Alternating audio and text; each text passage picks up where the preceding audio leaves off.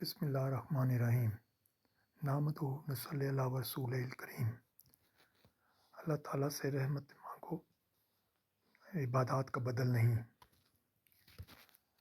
امام حاکم شہید نے حضرت جابر رضی اللہ تعالیٰ عنہ سے ایک لمبی روایت نقل فرمائی ہے جو صحیح سند کے ساتھ مروی ہے۔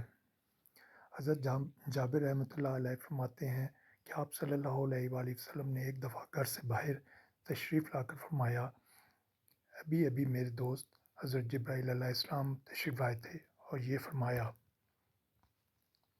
پچھلی امتوں میں سے اللہ کا ایک بندہ اپنے گھر بار، عزیز و اقارب، مال و دولت سب کچھ چھوڑ کر سمندر کے بیچ میں پہاڑ نما ایک ٹیلہ تھا، اس میں جا کر عبادت کرنا شروع کر دی۔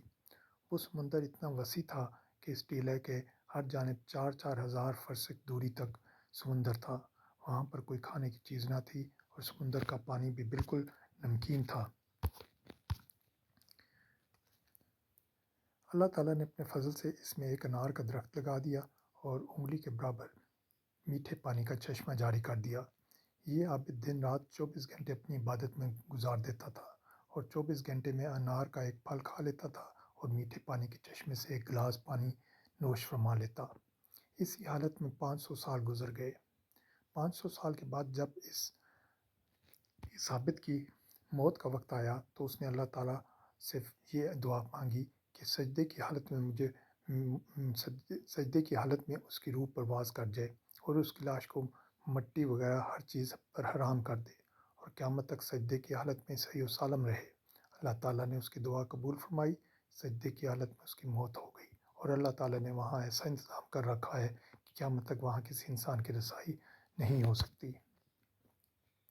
قیامت کے دن اس عابد کو اللہ کے دربار میں حاضر کیا جائے گا تو اللہ تعالیٰ فرشتوں سے فرمائے گا کہ میرے اس بندے کو میرے فضل سے جنت میں داخل کر دو، تو وہ عابد کہے گا، اے میرے رب، بلکہ میرے عمل کے بدلے جنت میں داخل کر دیجئے، کیونکہ میں یہ 500 سال تک ایسی عبادت کی ہے جس میں کسی قسم کی ریاکاری کا شائبہ بھی نہیں تھا۔ اللہ پاک پھر فرمائے گا کہ میری رحمت سے داخل کر دو، تو یہ بندہ کہے گا کہ میرے عمل کے بدلے میں داخل کیجئے، تو اس پر اللہ پاک فرمائے گا کہ اس کے عمل اور میری دی ہوئی نعمتوں کا موازنہ کرو۔ موازنہ کر کے دیکھا جائے گا کہ اللہ نے جو اس کی بینائی عطا فرمائی ہے، صرف بینائی کی نعمت اس کی 500 سال کی عبادت کا احاطہ کر لے گی۔ اس کے بعد پورے جسم میں کان کی نعمت، زبان کی نعمت، ہاتھ کی نعمت، ناک کی نعمت، پیر کی نعمت، دل و دماغ کی نعمت، ان سب کا بدل باقی رہ جائے گا۔ پھر ان کے علاوہ جو 500 سال تک اللہ نے میٹھا پانی پلایا ہے اور انار کا پھل کھلایا ہے، ان تمام کا بدل باقی رہ جائے گا۔ تو اللہ پاک فرمائے گا، اس کی 500 سال کی عبادت تو صرف ایک نعمت کے بدلے میں ختم ہو گئی، ہماری باقی نعمتوں کا بدل کہاں ہے؟ لہٰذا اس کو جہنم میں داخل کر دو۔ تو فرشتے اسے گھسیٹ کر جہنم کی طرف لے جانے لگیں گے تو وہ چلانے لگے گا، اے میرے رب، محض اپنی رحمت سے مجھے جنت میں داخل فرما دیجئے۔ اللہ کی طرف سے کہا جائے گا کہ تجھے تو اپنی 500 سال کی عبادت پر بڑا ناز تھا، اب تیری عبادت کہاں چلی گئی؟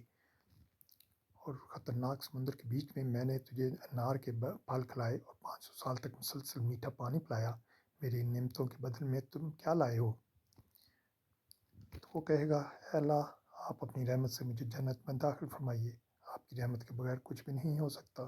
پھر آخر میں جب حجت تمام ہو جائے گی تو اللہ تعالیٰ فرمائے گا، میری رحمت میرے فضل کے ذریعے